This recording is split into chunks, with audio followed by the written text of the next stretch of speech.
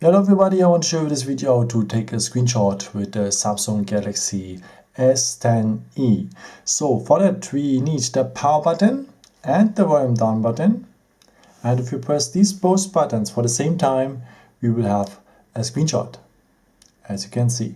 After you're able to crop it or to edit it and so on below. Okay, a second method is next to the button method. To use the edge of your hand and swipe it over the screen and you will have a screenshot as well. One more time, swipe down like this over the screen, needs a bit training, and then you have a screenshot as well. And as I said, you are able to do many stuff here. After you can find your pictures at the gallery, and at the category albums, it has also its own folder named screenshots. I hope I could help you with this video and answer a question, and maybe if you want you can leave me a nice comment or give me some thumbs up. Would be very helpful for my videos.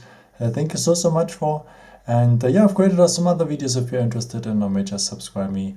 Would be a pleasure to see you again, and maybe until next time. Ciao!